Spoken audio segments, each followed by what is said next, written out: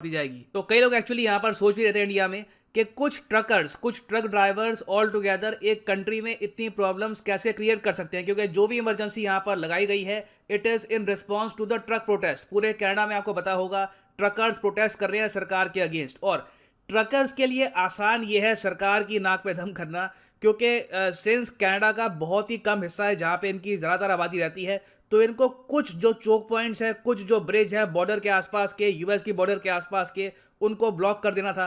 इन्होंने कई जगह तो क्या कर दिया, एक मान लो ब्रिज है यूएस और कनेडियन बॉर्डर के बीच में, वहाँ पे अपना ट्रक लेकर चले गए, पहिए उतार दिए ट्रक के, ट्रक को वहाँ पे रख दिया और कहा कि अथॉरिटीज़ को हटा लो इसको भैया, ये तो ऐसे ही रहेगा। तो इस वजह से आप समझ सकते हैं कि पूरा कनाडा कंप्लीटली चोक हो चुका है। जो इनकी कैपिटल है वहाँ पे ये दृश्य आपको देखने को मिलेगा, बहुत सारे ट्रक्स हैं, पूरी कैपिटल में ट्रक्स भर चुके हैं और लगातार ये ट्रक्स हॉन्किंग कर रहे हैं, अपना हॉर्न ये लोग बजाते रहते हैं प्रोटेस्ट के रूप में। तो ऑब्वियसली लोगों का सरदर्द भी बहुत ज़्यादा हो रहा है यहाँ पर, और यूएसए को ऑब्वियसली इस बात का डर ये है कि जिस टाइप के प्रोटेस्ट आज के समय कनाडा में हो रहे हैं इनकी सरकार के अगेंस्ट, जिसके रीजन मैं कहूंगा, देखिए रीजन कोई सिंगल नहीं है आज के समय जो प्रोटेस्ट हो रहे हैं उसका। हालांकि ये लोग कहते हैं कि मेन रीजन ये है वैक्सीन मैंडेट। ये लोग चाहते हैं कि जो कानून कंपलसरी वैक्सीन को लेकर कनाडा की सरकार ने लगा दिया अपने लोगों पर, ये जो कानून है ये रिमूव किए जाए। मगर आज के समय प्रोटेस्ट करने के बहुत से कारण बन गए हैं इन कनाडा। तो यूएस इस बात को लेकर बहुत हद तक चिंतित है कि ये जो प्रोटेस्ट है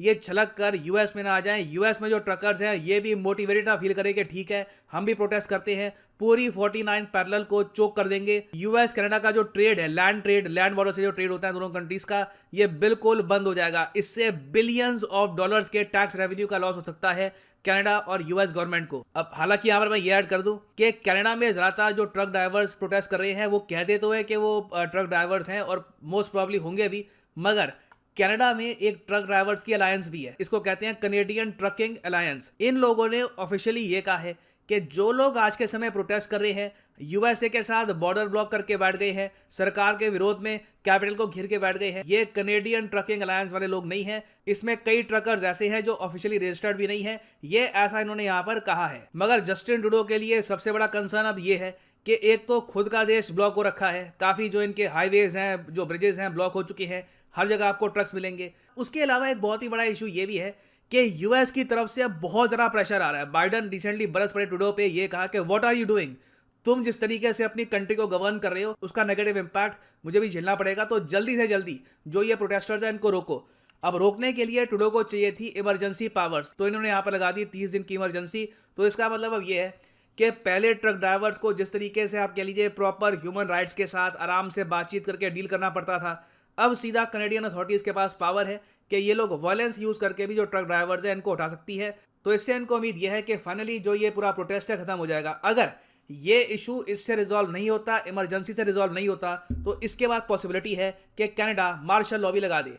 मार्शल लॉ में क्या होता है, सीधा जो आर्मी है देश की वो उतर जाती है स्ट्रीट्स पर, ऑल टुगेदर जो भी फंडामेंटल राइट्स होते हैं, जो भी कोड्स होते हैं, सब कुछ बंद हो जाते हैं, सीधा आर्मी की ही चलती है। इंडिया में भी आप अगर देखो तो सिस्टम ऐसा ही है मार्शल लॉ को लेकर। याद रखिएगा मार्शल लॉ के बारे में हमारे संविधान में, इंडियन कॉन्स्टिट्यूशन में लिखा हुआ है आर्टिकल 34 में। हालांकि अभी तक मार्शल लॉ हमारे देश में लगा है नहीं।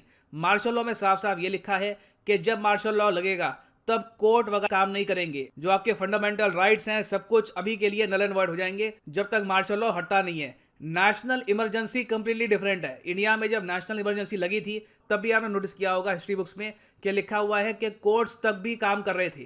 तो नेशनल इमरजेंसी में कोर्ट्स काम करते रहते हैं, मगर मार्शल लॉ में कोर्ट्स भी काम नहीं करते। तो कनेडियंस का डर अब ये है कि अभी के लिए तो देखो एटलीस्ट कनेडियंस के पास ये ऑप्शन है कि मान लो कोई प्रोटेस्टर है पकड़ा गया, वो कोर्ट जा सकता है, कह सकता है कि मेरा राइट है प्रोटेस्ट करने का, मैं अपने हिसाब से प्रोटेस्ट कर रहा हूँ पीसफुली, मुझे क्यों पकड़ा गया। जैसे ही मार्शल लॉ लगता है तो उसके पास ये ऑप्शन भी नहीं बचेगी। ना दुनिया भर में डेमोक्रेटिक